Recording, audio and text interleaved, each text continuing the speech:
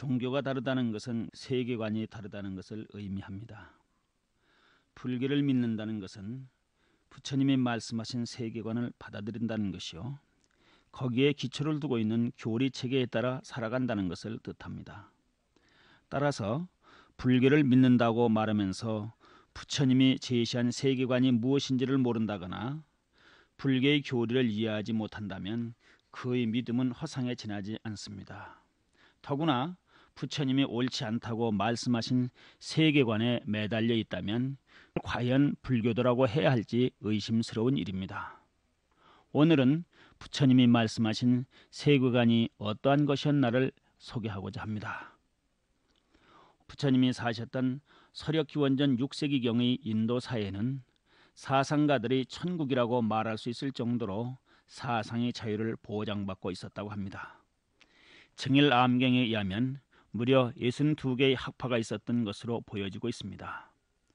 육시 부처님께서는 자신의 사상이 다른 사람들의 사상과 다르다는 것을 천명하기 위해서라도 당시에 우후 죽순처럼 경쟁적으로 전개되는 사상들을 분류할 필요가 있었을 것입니다.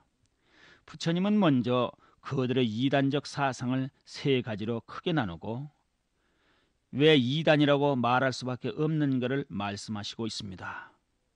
부처님이 이단 사상으로 제일 먼저 든 것은 사람들이 하는 것은 모두 숙명이다라는 숙명론입니다. 이단 사상의 두 번째로 드신 것은 사람들이 하는 것은 모두 존우, 즉 신이 만든 것이다라는 창조론을 말합니다. 그리고 세 번째로 드신 이단 사상은 사람들이 하는 것은 모두 원인도 없고 조건도 없다라는 우연론입니다. 바로 이 세 가지를 부처님은 당시의 사상들을 정리해서 보여주고 있습니다. 요점을 정리해 말씀드리자면 부처님은 이렇게 말씀하시고 있습니다. 세상에 지혜 있다는 사람들이 파벌을 만들어 서로 다른 주장을 하고 있는데 그러한 주장들은 인생에 있어서 아무런 도움이 될 것이 없다.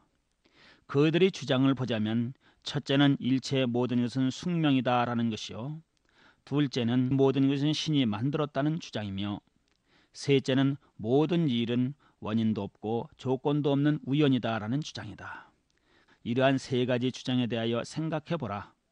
만약 이 세상의 모든 것이 숙명에 의한 것이라거나 세상의 모든 것을 신이 만들었다고 말하거나 또는 이 세상의 모든 것이 원인도 조건도 없이 우연이 되는 것이라면 인간은 자신이 해야 될 일과 하지 않아야 할 일에 대하여 의지를 가지고 노력할 필요가 없을 것이다.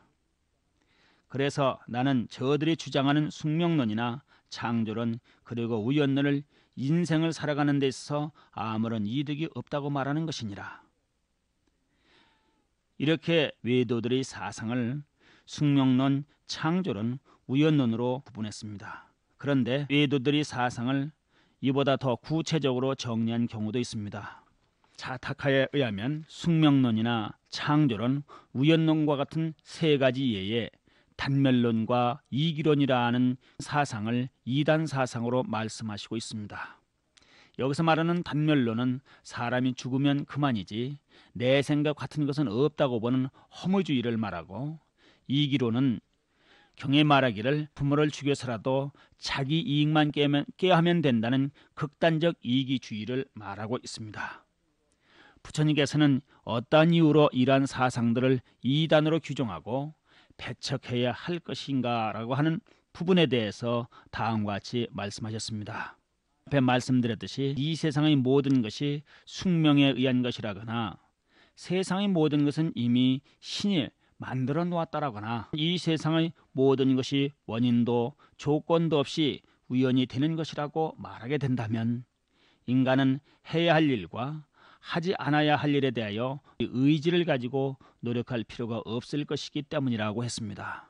이러한 사상들은 인간의 자유의지나 선택이라고 하는 것은 전혀 개입될 여지가 없다는 것입니다. 소위 말씀드려서 결정론적인 은혜이기 때문에 부처님은 적극적으로 반대하고 있습니다. 중생의 현실에서 볼 때 인간은 자신의 행위에 대하여 책임을 지게 되는데 모든 행동은 행위자의 자유의지 표현이요 선택된 행동이라 보기 때문입니다. 그와 같은 전제에서 한 개인의 행동에 대한 책임을 그 개인에게 묻는 것이 세속의 실정법이며 윤리 세계에서도 행위한 본인에게 반드시 그 결과가 돌아가게 된다는 것이 인과응보의 관념입니다. 만약 자신의 행동에 대하여 책임을 물을 수 없다면 세속의 실정법도 의미가 없게 될 뿐만 아니라 종교에서 말하는 선악에 대한 인과응보도 의미를 잃고 말 것입니다. 어떤 사람의 행동이 자유의지에 따른 것이 아니라 의지와는 전혀 관계없이 숙명적으로 주어진 것이라면 그가 어떤 행동을 해도 책임을 물을 수는 없을 것입니다. 마찬가지로 인간의 행동이 인간 자신의 의지에서 나온 것이 아니고 신의 명령이나 신이 이미 정해놓은 가정을 로봇처럼 따르는 것이라고 한다면 어떤 행동을 했더라도 그가 보여준 행동에 대한 책임을 물을 수는 없을 것입니다. 따라서 숙명론이나 창조론을 받아들이면 인간의 의지와 선택은 무의미해질 수밖에 없는 노릇입니다. 그것이 바로 부처님이 숙명론이나 창조론 그리고 우연론을 거부한 중요한 이유였습니다. 부처님은 숙명론이나 창조론 그리고 우연론 등을 인생에 있어서 아무런 도움이 되지 않는 아무런 이득이 없는 주장들이라고 비판하고 제자들에게 말씀하시기를 나는 저들의 주장에 맞서 연기법을 주장하고 그것을 12처, 18계, 5온, 12연기, 사성제로 가르치고 있다. 이것은 인간이 자신이 선택에 의해 자기를 만들어가는 길이기 때문이다 라고 하셨습니다. 부처님이 깨달은 연기법은 외도들의 숙명론이나 창조론 그리고 우연론과는 결코 같지 않다는 것을 알 수 있습니다. 따라서 연기법은 부처님이 제시한 세계관이며 12처, 18계, 5온, 12연기, 사성제 등은 연기법을 가르치기 위한 교리체계였던 것입니다. 이러한 교설들은 불교의 핵심을 이루는 교리입니다. 그것은 불자들이 통하고 있는 반야심경의 요점을 이루고 있는 것이기도 합니다. 5는 색수상행식 이 5가지를 말하고 12처는 안입이 설신의 이 6가지와 색성향미촉법 이러한 6가지를 말하는 것입니다. 18개는 반야신경에서 안계 내지 의식계라고 한 그 부분을 말하고 있습니다. 그리고 12연기는 무명 내지 노사를 말하고 있습니다. 그리고 사성제는 진멸도를 가리키고 있습니다. 반야신경을 바르게 이해하는 것이 불교의 교리를 바르게 이해하는 것임을 알 수 있습니다. 대개의 사람들은 반야신경을 외우고는 있으면서도 그 뜻을 제대로 파악하지 않고 마치 주문을 외우듯이 반야신경을 읽는다는 데 문제가 있습니다. 반야신경을 주문처럼 외우고 있을 것이 아니라 그 내용을 철저히 이해할 수 있어야만 합니다. 부처님께서 열반에 드실 때였습니다. 살아나무의 목신들이 아름다운 꽃으로 공양을 올리자 부처님께서는 설사 수레바퀴만한 화려한 꽃으로 공양을 해도 그것이 참된 공양은 못 된다고 말씀하셨습니다. 안한 존자가 부처님께 여쭈었습니다. 부처님이시여 그렇다면 어떤 것이 진정으로 공양하는 것이 됩니까? 라고 물었습니다. 이때 부처님께서는 5원 12초 18개에서 무아를 깨닫는 것이 참된 공양이라고 했습니다.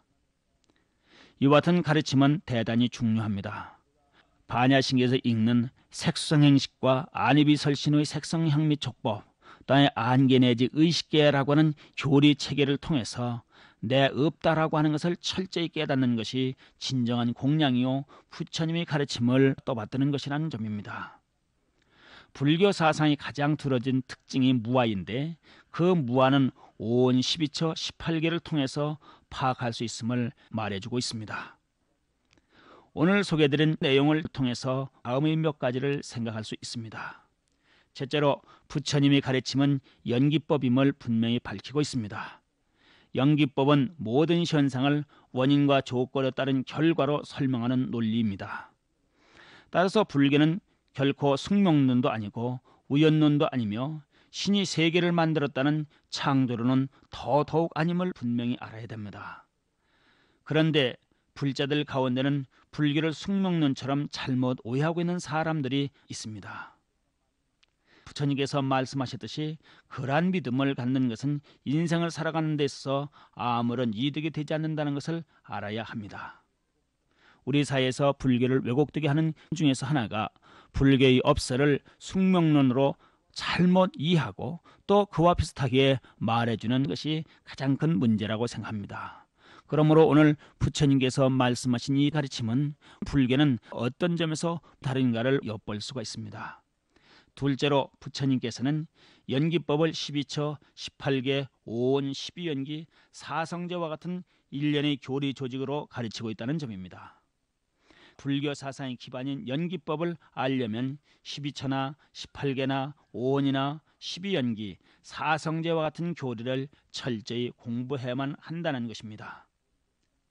불교의 교리 공부는 연기의 논리로 설명하는 5원, 12처, 18개, 12연기, 사성제를 바르게 이해하는 것에 지나지 않습니다. 그러므로 불교의 신앙 강제와 교리 강제는 구분될 수 있어야 합니다. 천수경을 놓고 강조하면서 불교 교리 강제라고 말하는데 그것은 교리 강제라기보다는 불교에서 말하는 신앙 강제라고 말할 수 있습니다. 우리는 불교의 신앙 강제와 불교의 교리 강제가 구분되고 있어야 된다는 것을 이 경전을 통해서 볼 수 있습니다. 아무리 연부를 많이 하더라도 불교에서 말하는 연기법에 그것을 구체적으로 말하는 12처, 18개, 5원, 12연기, 사성제를 바르게 이해하지 못한다면 불교에서 상당히 거리가 먼 곳에 있다고 말해야 될 것입니다. 셋째로 부처님은 중생들의 삶을 숙명으로 주어신 것이나 신이 결정한 과정이 아니라 각자가 자유롭게 선택하는 것으로 보고 있다는 것입니다. 그러므로 우리가 행복을 누리는 것도 자기가 선택한 삶이요, 불행을 당하는 것도 그 자신이 선택한 결과라는 것입니다. 따라서 모든 행동에 대한 책임은 행동한 사람이 져야 한다는 것을 가르치고 있습니다. 초기 경제는 딱한 이야기들로 이어지지만 반드시 이해하고 짚고 넘어가야 될 중요한 부분에 대해서 밝혀주고 있습니다. 오늘의 경전 공부는 현명한 사람은 연기를 보는 사람이니 그들은 원인을 보고 그 결과를 이해하는 사람들이다라는 부처님의 말씀으로 결론을 지을 수 있겠습니다.